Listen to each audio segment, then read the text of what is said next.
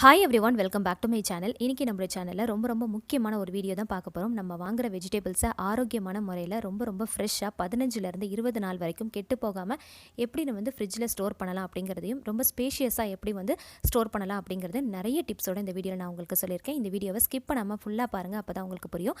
எல்லா பெண்களுக்குமே இந்த வீடியோ ரொம்ப ஹெல்ப்ஃபுல்லாக இருக்கும். ஸோ இந்த வீடியோவில் நான் சொல்லியிருக்கிற எல்லா டிப்ஸுமே ரொம்பவே சூப்பராக ஒர்க் அவுட் ஆகும், ரொம்பவே ஹெல்ப்ஃபுல்லாக இருக்கும். ஸோ வீடியோ நீங்கள் ஸ்கிப் பண்ணாமல் பாருங்கள். இந்த வீடியோவை பார்க்குறதுக்கு முன்னாடி நம்மளோட சேனலை இன்னும் நீங்கள் சப்ஸ்கிரைப் பண்ணலைன்னா மறக்காமல் சப்ஸ்கிரைப் பண்ணிக்கோங்க. அண்ட் பக்கத்தில் தெரிகிற பெல் ஐக்கனை கிளிக் பண்ணி அதில் ஆல் அப்படின்ற நோட்டிஃபிகேஷனும் கிளிக் பண்ணி வச்சுக்கோங்க. அப்போ தான் நான் இந்த மாதிரி யூஸ்ஃபுல்லான வீடியோஸ் போடும்போது உங்களுக்கு நோட்டிஃபிகேஷன் வரும், நீங்களும் மிஸ் பண்ணாமல் பார்க்கலாம். ஸோ ரொம்பவே யூஸ்ஃபுல்லான இந்த வீடியோவை பார்க்கலாம் வாங்க. இதுதான் பார்த்திங்கன்னா நான் வாங்கியிருக்கிற வெஜிடபிள்ஸ். இது எல்லாத்தையுமே எப்படி 15 to 20 டேஸ் வரைக்கும் நல்லா ஃப்ரெஷ்ஷாக ஸ்டோர் பண்ணலாம் அப்படிங்கிறத ஒவ்வொரு வெஜிடபிள்ஸ்க்கும் ஒரு டிப்ஸோடு நான் உங்களுக்கு சொல்லியிருக்கேன். ஸோ ஸ்கிப் பண்ணாமல் பாருங்கள். ஃபஸ்ட்டு நல்ல ஒரு அகலமான பாத்திரத்தில் நல்ல கை பொறுக்கிற சூடு இருக்கிற அளவுக்கு நல்ல வெதுவெதுப்பான தண்ணியாக எடுத்துக்கோங்க. இதில் 1 டீஸ்பூன் அளவுக்கு கல் உப்பு, அப்படி இல்லைனா சால்ட் கூட நீங்கள் சேர்த்துக்கலாம். இதில் ஒரு அரை லெமனை பிழிஞ்சு விட்டுக்கலாம். இது கூடவே 1/4 டீஸ்பூன் அளவுக்கு மஞ்சள் தூள் சேர்த்துக்கலாம். சேர்த்துட்டு நம்ம நல்லா மிக்ஸ் பண்ணி விடணும். தண்ணி நல்ல கை பொறுக்கிற சூடில் நல்ல வெதுவெதுப்பாக இருக்கணும். இப்போ நம்ம எடுத்து வச்சிருக்கிற எல்லா வெஜிடபிள்ஸையும் 1 by 1 போட்டு நம்ம நல்லா சுத்தமாக வாஷ் பண்ணி எடுத்துக்கலாம். ஸோ எந்த அளவுக்கு சுத்தமாக வாஷ் பண்ண முடியுமோ அந்த அளவுக்கு நல்லா சுத்தமாக தேய்ச்சி வாஷ் பண்ணிக்கோங்க. வாஷ் பண்ணதுக்கப்புறமா ஒரு காட்டன் கிளாத்தில் போட்டு கொஞ்சம் கூட தண்ணி இல்லாத அளவுக்கு நல்லா சுத்தமாக தொடச்சி எடுத்துக்கோங்க. பாருங்கள் இப்போ வெஜிடபிள் எந்த அளவுக்கு ஃப்ரெஷ்ஷாக இருக்குன்னு. நம்ம இந்த தண்ணியில் வாஷ் பண்ணுறதுக்கு முன்னாடி இருந்ததை விட நல்லாவே ஃப்ரெஷ்ஷாக இருக்கும். இப்போ லெமனை அதே தண்ணியில் போட்டு நல்லா வாஷ் பண்ணிவிட்டு இதே மாதிரி காட்டன் கிளாத்தில் ஒவ்வொரு வெஜிடபிள்ஸையுமே நல்லா போட்டு தொடச்சி எடுத்துட்டோம் அப்படின்னா நல்லா ஃப்ரெஷ்ஷாகிடும்.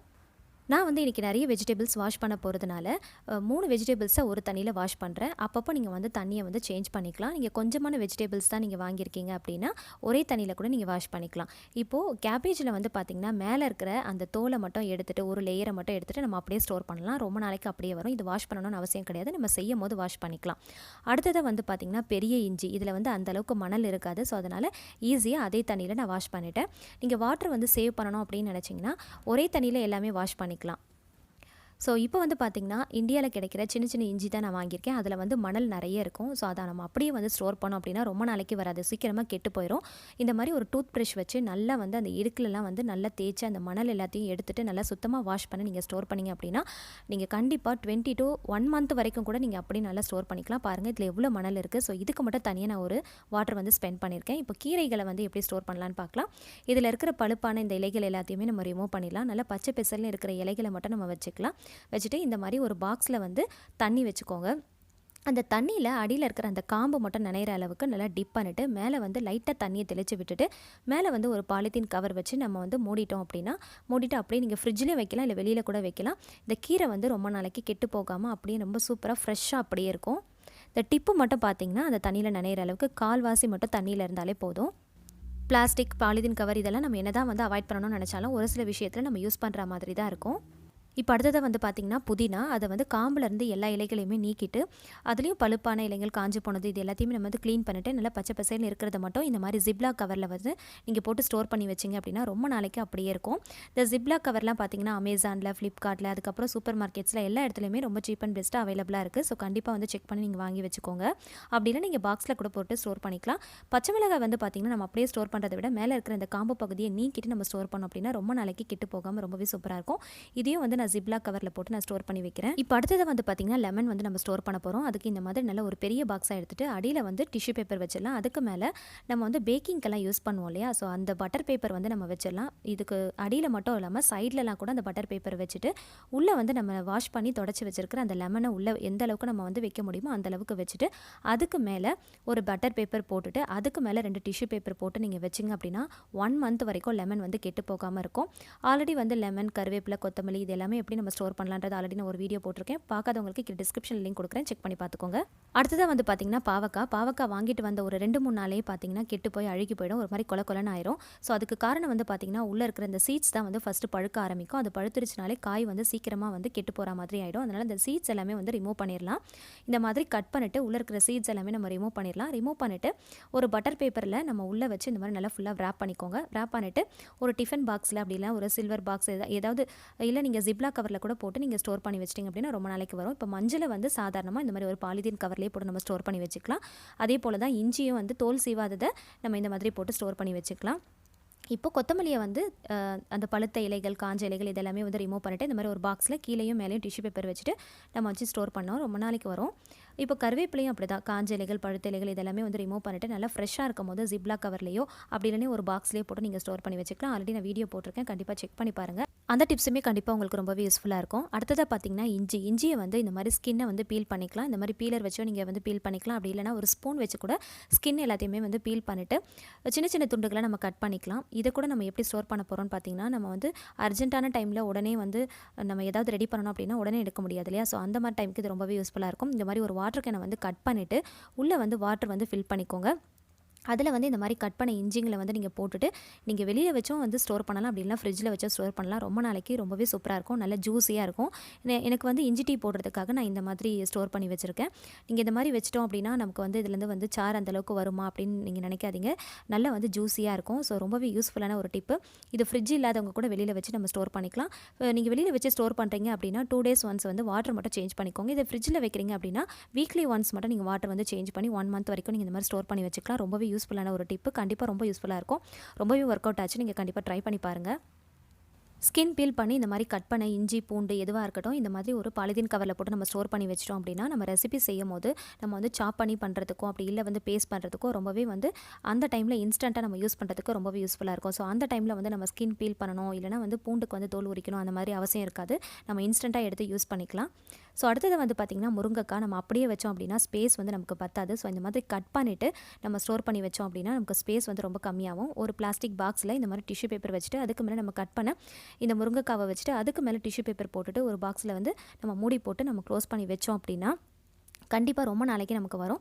இந்த மாதிரி அவரைக்காய், வெண்டைக்காய் இந்த மாதிரி காய்கறிகள்லாம் நீங்கள் பாக்ஸில் ஸ்டோர் பண்ணலாம், அப்படி இல்லைனா இந்த மாதிரி ஜிப்லாக் கவரில் போட்டு வச்சா கூட ரொம்ப நாளைக்கு வரும்.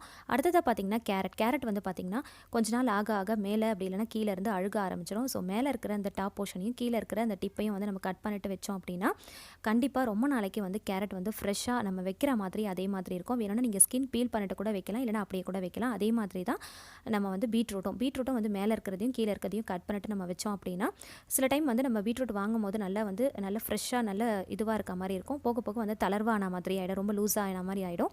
ஸோ இந்த மாதிரி வைக்கும் போது நம்ம வாங்கும் போது எப்படி இருந்துச்சோ அதே மாதிரி ஃப்ரெஷ்ஷாக இருக்கும்.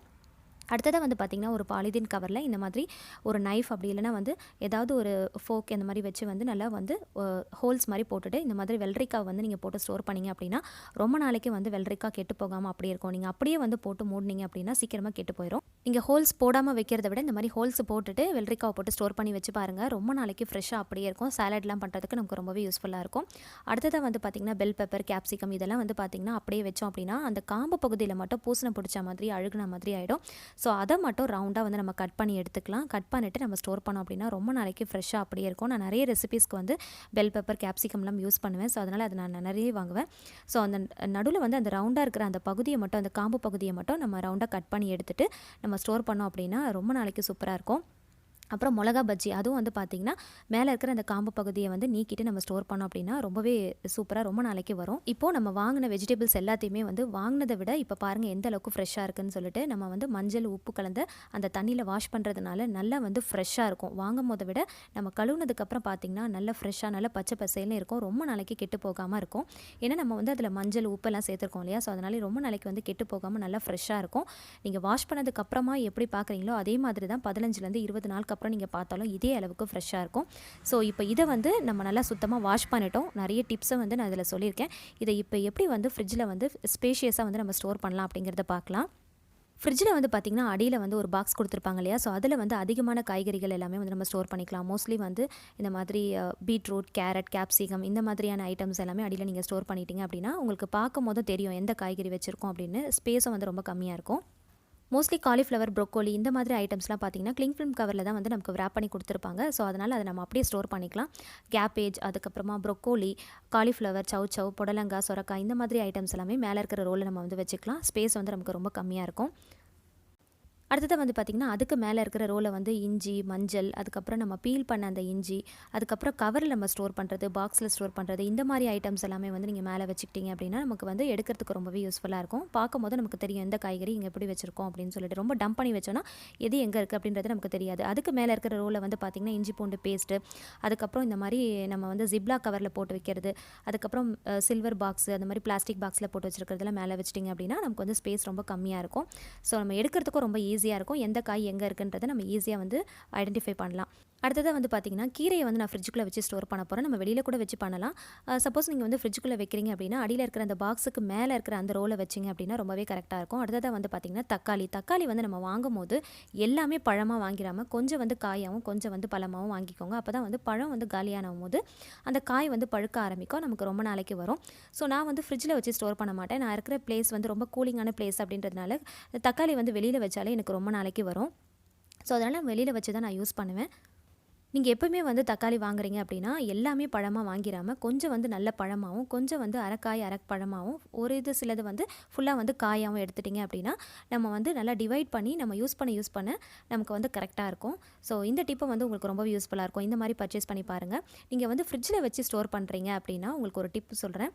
இதோடைய டாப் பகுதியில் வந்து அந்த மேலே இருக்கிற அந்த காம்பை எடுத்துகிட்டு நல்லெண்ணெய் இருக்கு இல்லையா, அதை மட்டும் லைட்டாக வந்து இந்த டாப் பகுதியில் வந்து அப்ளை பண்ணிவிட்டு நீங்கள் வந்து ஃப்ரிட்ஜில் ஸ்டோர் பண்ணிங்க அப்படின்னா ரொம்ப நாளைக்கு கெட்டு போகாமல் ரொம்பவே சூப்பராக இருக்கும். இந்த மாதிரி திருப்பி போட்டு அடியில் வச்சு மேலே வச்சு நீங்கள் ஸ்டோர் பண்ணுங்கள், ரொம்ப நாளைக்கு வரும்.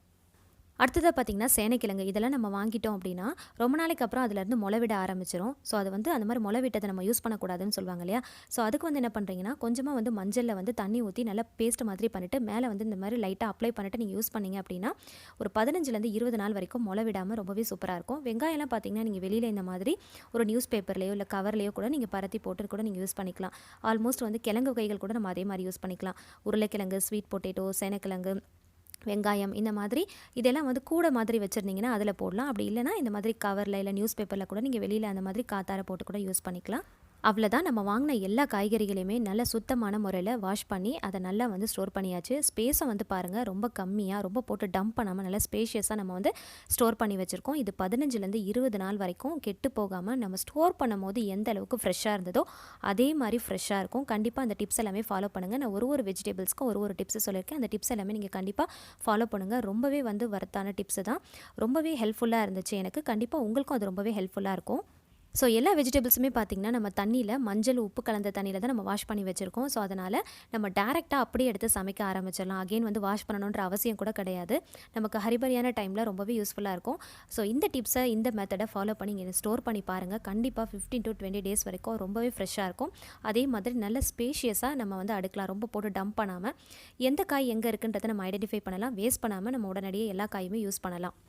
ஸோ இந்த வீடியோ கண்டிப்பாக எல்லா பெண்களுக்குமே ரொம்பவே யூஸ்ஃபுல்லாக இருக்கும்.